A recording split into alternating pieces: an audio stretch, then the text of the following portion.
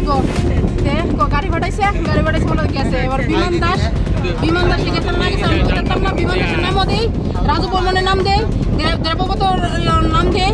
এবার আরেকটা ইয়োর নাম কিটা না রাকেশ বর্মন। এবার দেবদাস মানে টাইটেল জানি না আমি, দেবদাস নাম। আমার স্বামী কটার সময় বেরিয়েছে, আমি ডাক্তারে গেছি অনুমান আমি কইতে পারতেছি না, বুঝছেন না? অনেক কটার সময় কইছে কইতাম না। আমার ফোন করছে 7:30টার সময়, আমি ফোন করছি কি গো তুমি কই? আমি বিমানদার বাড়ি যাইতেছি। বিমানদার আমার কিছু হয়েছে না। না বিমানদা মনে রাজুর লোকে মিশা রয়েছে। আমি কইতেছি তো হ্যাঁ বিশ্বাস করে না এবার ইটা করে কত বড় সুইচ অফ মোবাইল আর ভাই না এবারে মোবাইল কত বড় খুলছে বলে ফোন করছি বিকি আর নাই একটা টেলিফোন ধরছে। ঘটনাটা এইটা কইরা তো না ছাড়বা কেন এখন নাই শেষ।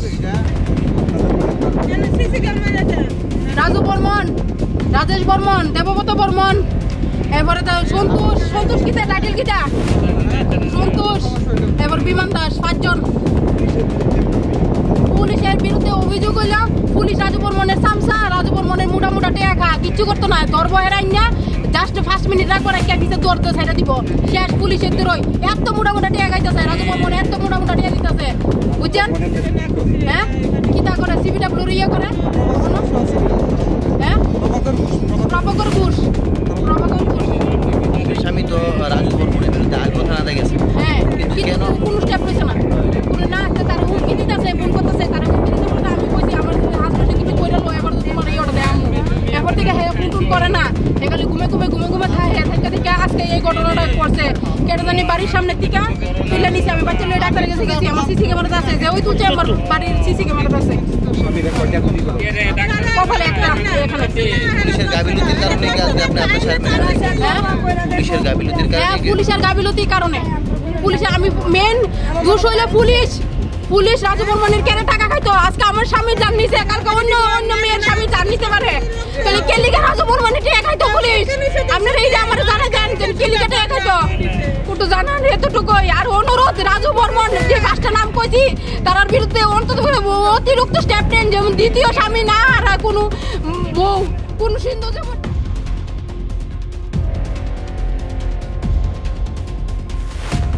মারুতি গাড়ি যার নাম্বার TR01E0605, এই গাড়িতে কিছু কন্ট্রাব্যান্ড গুডস লোড আছে। সেই মোতাবেক আমরা ওই গাড়িতে তল্লাশি চালাই এবং তল্লাশি চালিয়ে বাইরের ওখান থেকে একটা গাড়ি সমেত কন্ট্রাব্যান্ড গুডস পাওয়া যায় এক্সপোর্ট। তারপর আমরা এগুলি সিজ করে নিয়ে আসি এবং এখন আমরা বাড়ির মালিক এবং বাড়ির মালিকের এগেনস্টে আমরা একটা এফআইআর রেজিস্টার করি। কি পরিমাণ কত পরিমাণ আমাদের প্রসেসিং চলছে, সম্পূর্ণ হয়নি সবটা, তারপরে জানা যাবে। শুধু কি এসকপি পাওয়া গেছে না অন্য কিছু রয়েছে? শুধু এসকপি।